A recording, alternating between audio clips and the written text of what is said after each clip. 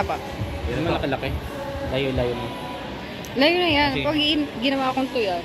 So, ganito ma'am. So, ang unang-unang gagawin niyo po, pagdating niyo sa bahay, i-unbox niyo siya. Siyempre, videoan natin. Tapos, ilalagay na natin siya sa pwesto niya. So, may sariling pwesto na dapat siya.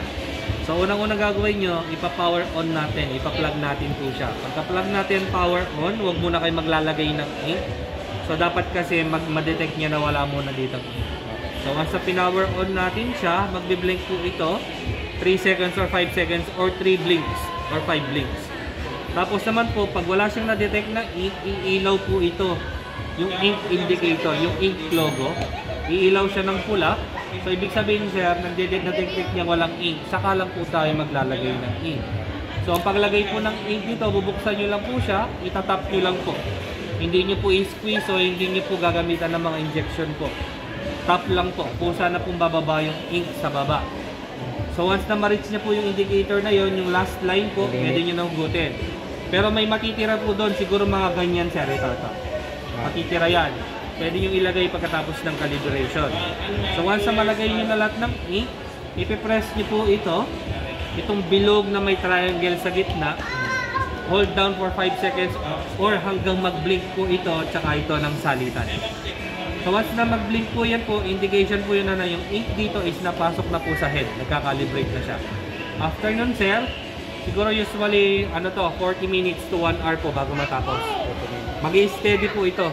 Pag nag-i-steady po ito, pwede na po tayo mag-xerox yung kulay blue. So okay na po siya nun.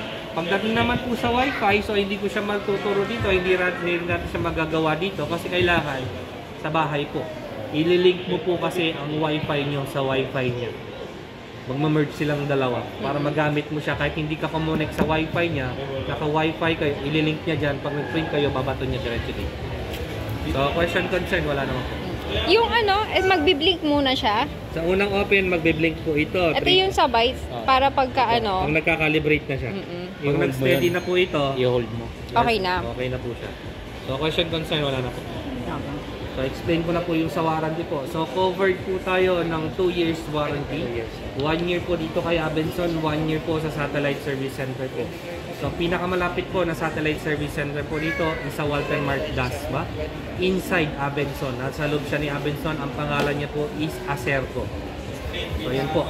So, pag under warranty, yung mga biglang ayaw bumukas, blink lang ng blink. Pero kung ang reason yan po is yung may human error na nangyari. For example, yung blink na ng blink, may nakitang battery, piso, barya, any foreign object na nasa loob, bawal po yun. Void warranty po tayo. So kung ang reason din po is infestation, nag-aipis langgam, napeste yung unit, void warranty po tayo. Kung ang reason din po is gumamit ka ng mumurahin na ink o yung generic na ink, void warranty po tayo. Functionality ano po siya, yung di-press po ba siya o yung inaangat lang? Alin po? Yung bukasan nito? Angat lang po yan. I-clip mo lang po ganun. Ayun po yung actual po. Tuturo ko doon sa inyo mamaya po. Okay. So, yun po. So, pag under warranty, libre po ang gawa dito yung dadalhin. 2 to 3 months nga lang tayo siya. Kasi main office po ito dadalhin. Sa mismong Epson po. So, kung medyo rush natin kailangan, kasi medyo matagal nga naman dito, pwede nyo pong dalhin po sa may Walter Mart Dasma. So, yun po. Kagandahan nun, pag may on the spot technician, possible mauwi nyo rin agad. Ang pinakamatagal lang po doon is 1 week to 3 months. So sa amin po, 2 to 3 months, papunta pa lang po yun. Kasi marami siyang dadaan ng warehouse. So pag void warranty sir, may bayad siya. So kung gusto mo dito, pwede rin. Pero kung gusto mo sa Dasma, kung rush kailangan, pwede rin. Aantayin natin yung quotation, babayaran mo na yung quotation bago nila gawin yung unit.